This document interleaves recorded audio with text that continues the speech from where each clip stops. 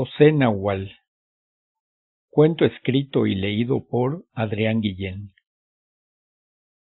Mira, ese gato es el que se está comiendo los pollitos, le dijo Pancho a Jonás señalando hacia el follaje del árbol que tenían enfrente.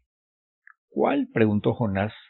Eso amarillo que se ve ahí entre esas dos ramas, le dijo señalando, mientras Jonás se agachaba siguiendo con la vista el dedo que apuntaba hacia arriba. ¿Ya lo viste? Ya estaba oscuro, pero la luz de la luna se filtraba a través de las hojas del árbol, que se movía por el viento fresco que corría a ratos. Sí, gritó Jonás, ahí está. Acaba de brincar hacia la otra rama. Tomó una piedra del suelo y se la lanzó. La piedra no alcanzó a golpear al gato, y éste, asustado, saltó a otra rama y luego se lanzó desde lo alto hacia el suelo, cayendo suavecito, como si volara, y luego corrió para perderse entre la maleza, mientras Furia, la perra cruzada de pastor alemán, corría tras él, ladrando furiosamente. Pero al cabo de un rato regresó con la cola metida entre las patas, avergonzada por no haberle dado alcance. Ya caerá, dijo Pancho, mientras arreglaba la malla del gallinero para impedir que volviera a entrar.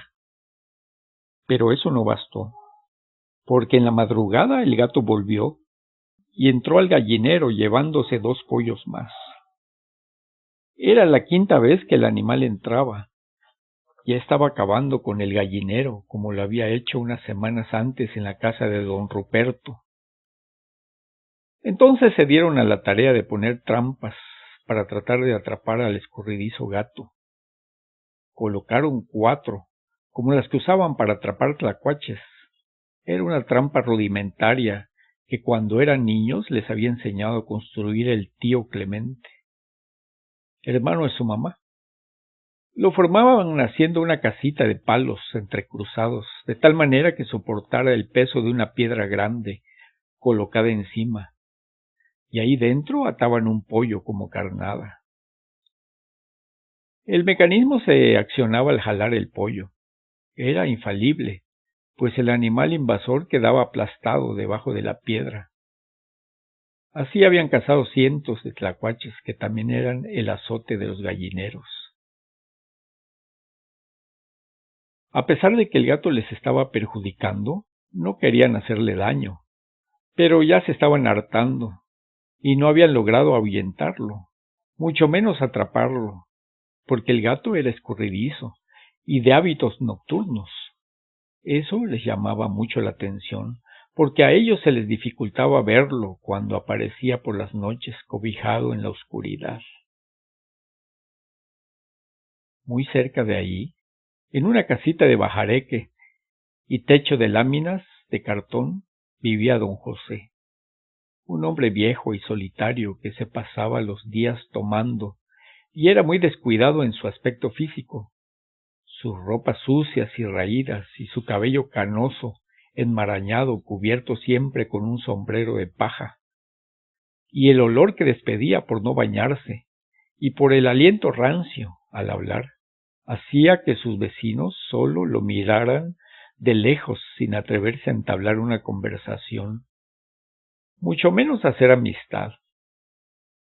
Por eso vivía solo desde que llegó unos meses antes, proveniente de quién sabe dónde, a ocupar esa casita que según la gente había sido de sus padres. Algunos habitantes de ahí, sobre todo los más viejos, lo conocieron cuando era joven, pero un día desapareció. Por mucho tiempo no lo volvieron a ver y según contaban sus papás, se había ido al otro lado a trabajar. Pero el chisme era que había estado en la cárcel acusado de homicidio. Ese hombre trae malas mañas, mejor ni hablarle, murmuraban cuando lo veían pasar rumbo a la cantina. Por eso don José vivía solo, pero a él eso no le importaba. Él estaba inmerso en su propio mundo, un mundo raro y en tinieblas, porque le gustaba la noche, la oscuridad, la niebla. Y la gente no estaba errada en sus apreciaciones, porque ese viejo ciertamente era de malas mañas. Ahí dentro de su casita, en un rincón, y sobre una mesa de madera, tenía velas negras y unas figuras hechas de barro, que no correspondían a figuras religiosas, sino que parecían más bien animales raros, algunos con grandes cachos retorcidos y otros con colas que terminaban en punta y alas extendidas como si fueran murciélagos. Frente a la mesa, una silla plegable de madera, donde todas las noches se sentaba, encendía sus velas y se ponía a orar en voz baja y a golpearse la espalda con unas ramas de plantas que de vez en cuando subía a recoger a la montaña. Se daba golpecitos suaves mientras hablaba en susurros, con los ojos cerrados, hasta que algo sucedía y empezaba su transformación. Pancho y Jonás estaban hartos de ese animal que estaba acabando con su gallinero. Y una tarde se armaron con 2 rifles 22, decididos a acabar con él, sin importarles la vida de ese animalito. Nada más cayó la noche, se apostaron en lugares estratégicos para esperar su llegada, dispuestos a acabar con eso de una vez por todas. La luna llena estaba alcanzando el cenit cuando los 2 muchachos vieron que algo se movió entre las ramas. Los 2 disparos simultáneos dieron en el blanco y alcanzaron a ver cómo el gato volaba hacia atrás después de dar un maullido lastimero. Los 2 corrieron al lugar donde lo vieron caer y al llegar solo vieron un poco de sangre. El gato no estaba. Se miraron incrédulos. Por ahí va a parecer muerto, dijo Pancho. Estoy seguro de haberle dado en la mera cabeza. Yo le di en el lomo, lo vi clarito, dijo Jonás. A la mañana siguiente faltaban 2 pollos. Esa madrugada, el viejo José entró a su casa malherido. Hizo un emplasto con hierbas machacadas y se las colocó en la herida de la cabeza y el pecho. Respiraba un poco mal, pero con el brebaje preparado por él mismo y que se había tomado unos minutos antes, se quedó profundamente dormido. En la mañana, cuando empezó a clarear, despertó como si nada le hubiese pasado. Sacó la botella de aguardiente y dio un largo trago. Se acercó al fogón y puso la cafetera de peltre en la lumbre para hacer su café.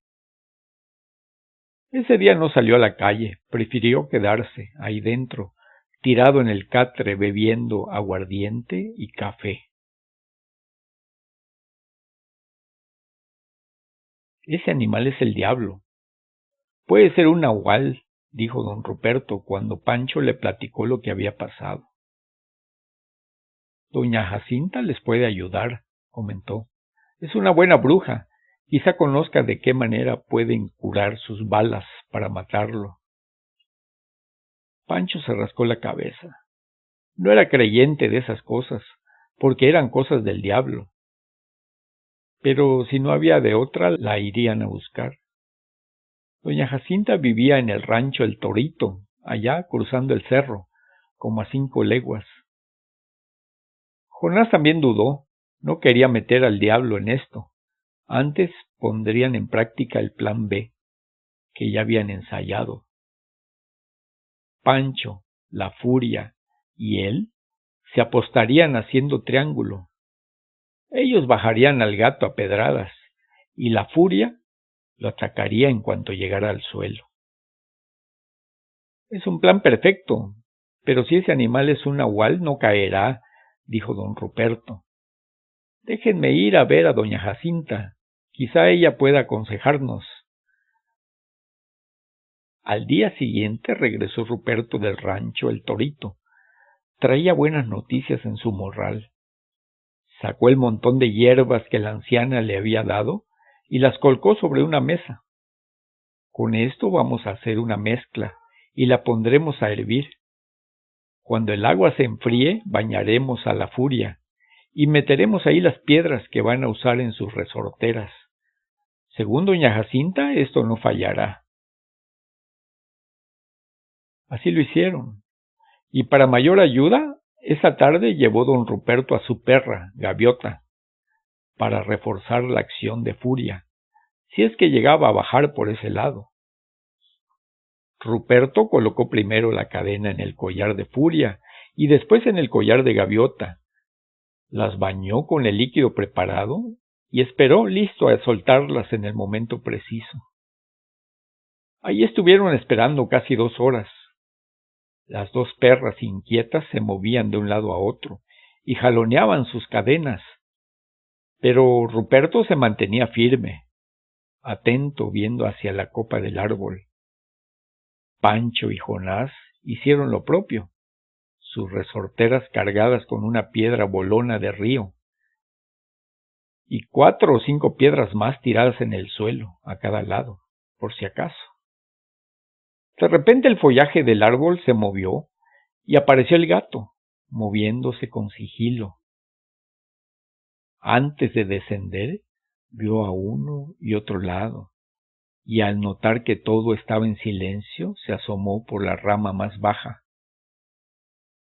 El movimiento fue tan rápido que ni cuenta se dio cuando le cayeron al mismo tiempo 2 piedras en la cabeza, con tanta fuerza que le hizo perder el equilibrio y se precipitó al suelo. Don Ruperto no perdió tiempo, y aún no llegaba al suelo cuando soltó a las 2 perras, que de inmediato se abalanzaron sobre el gato y se lo agarraron a mordidas. El ataque fue tan feroz que el pobre animalito no pudo zafarse y quedó hecho trizas, formando un amasijo de carne y sangre. Y en cuestión de unos cuantos minutos, entre Pancho, Jonás y Ruperto, lo dejaron sepultado bajo un montón de piedras que recogieron en todo el terreno. Sudorosos y sedientos, se sacudieron sus ropas y sus manos, y luego dieron un largo trago de aguardiente para el susto. Es mejor que nos quedemos acá haciendo guardia por si algo sucede, dijo Pancho. Los dos asintieron. Jonás juntó ramas secas y hojarasca y encendió una fogata. Luego los 3 se sentaron y alrededor hicieron turnos de 2 horas cada uno hasta que amaneció. Se levantaron al primer canto del gallo y se acercaron al montón de piedra donde habían dejado debajo al cuerpo del gato, destrozado. En un extremo de ese montón de piedras sobresalía un pie humano, enguarachado y ensangrentado. ¡Ey! ¿Qué es esto?, gritó Pancho, y comenzó a retirar las piedras rápidamente.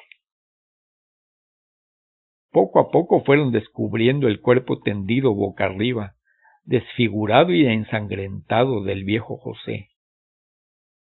Jonás lo jaló de los pies en un intento de devolverle la vida, pero el cuerpo estaba pálido y tieso. Teníamos razón al pensar que el viejo era de malas mañas, dijo don Ruperto. A pesar de todo, la gente del pueblo veló el cuerpo del viejo José en su propia casa, donde tenía la mesita con ese raro altar. Sustituyeron todos esos muñecos raros por imágenes de santos y un crucifijo, y le rezaron como ellos sabían hacerlo, para luego darle cristiana sepultura.